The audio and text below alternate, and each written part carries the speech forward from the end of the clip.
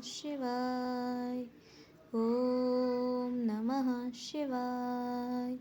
ओम नमः शिवाय।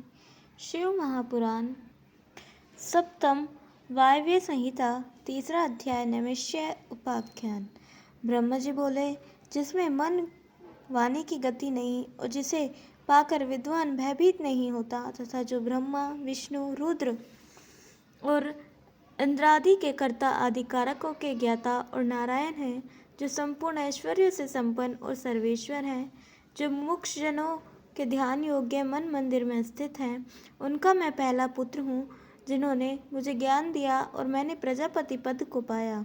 वही एक ही ईश्वर चारों ओर विस्तृत है, वही भगवान रुद्र हैं, अन्य कोई नहीं, जो सब में विराजमान काल प्रेरक सर्वोच्च और जगत के स्वामी हैं।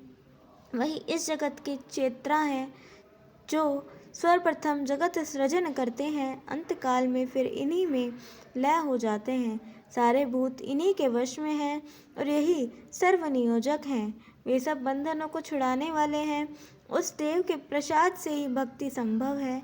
यदि पूर्व जन्म का पुण्य पाप समान है तो उसे अवश्य ही यही प्रसाद की प्राप्ति होती है और धर्म अधिक होता है तो प्राणी का पाप क्षय हो जाता है। इस प्रकार जब क्रमश बहुत से जन्मों के पाप छिन्न हो जाते हैं तो शांभ सर्वेश्वर की भक्ति प्राप्ति होती है। सर्वतोभावेन शिव निष्ठा से ही मंडल और कल्याण की प्राप्ति होती है। मुनियों, इसके लिए आप सब 1000 वर्ष के एक दीर्घ यज्ञ का अनुष्ठान कर परम पवित्र पुण्यदायक वाराणसी पुरी में जाइए, जहाँ देवी सहित पिनाकधारी विशेष भक्तों पर अनुग्रह के लिए रहते हैं। वहाँ जाकर आश्चर्य देख मेरे पास आइए, फिर मैं आपसे मोक्षोपाय कहूँगा, जिससे एक ही जन्म में मुक्ति तुम्हारे हाथों में स्थिर हो जाएगी। मैं अपना मनमोह चक्र छोड़ता हूँ। ऐसा कह महादेव जी को प्रणाम कर ब्रह्मा जी ने अपना वह चक्र छोड़ा। तब वहाँ जो विप्र उपस्थित थे वे ब्रह्मा जी को प्रणाम कर उस चक्र के पीछे चले। वह नैमिषारण्य में आ टूटा। वह अनेकों यश गंधर्व और विद्याधरों का वास था।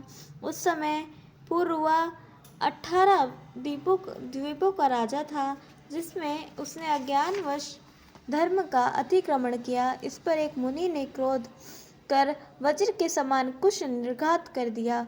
फिर तो सृष्टि रचने की इच्छा से ब्रह्मा जी ने आकर यहाँ यज्ञ किया, जिससे वह सर्वदा से मुनियों के तप योग्य और बहुत सुंदर हो गया। इस प्रकार श्री शिव महापुराण सप्तम वायव्य संहिता का तीसरा अध्याय समाप्त। चौथा अध्याय नैमिषारण्य स्थित मुनियों के बीच में वायुदेव का आगमन। सूत जी बोले, उस देश में महाभाग मुनि पहुँच महादेव की पूजा कर यज्ञ आरंभ किया। बहुत दिनों बाद वह भूरी दक्षिणा का यज्ञ समाप्त हुआ।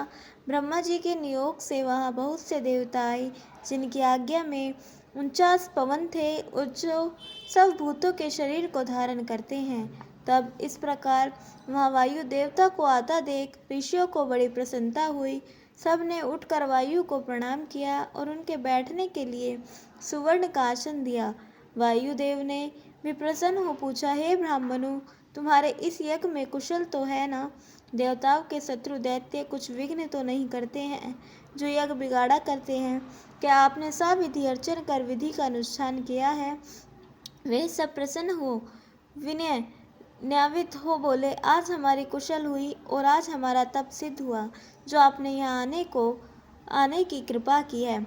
आज से बहुत पहले जब हमने प्रजापति की उपासना की थी तो वे हमसे बोले कि हे विप्रो, शिव की प्रसन्नता के लिए नैमिषारण्य में जाकर रुद्र का भजन करो। तब वहाँ वायुदेव आएंगे, जिनके प्रसाद से ज्ञान प्राप्त होगा और तुम्हारा भविष्य उज्जवल होगा।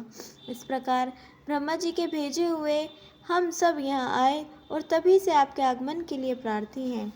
जब मुनियों ने ऐसा कहा तो वायुदेव प्रसन्न हो उन मुनियों के मध्य में आसीन हो गए और मुनियों का भाव वर्धन करने के लिए पहले सृष्टि की उत्पत्ति और फिर सर्वेश्वर प्रभु का ईश्वर समाज से वर्णन करने लगे।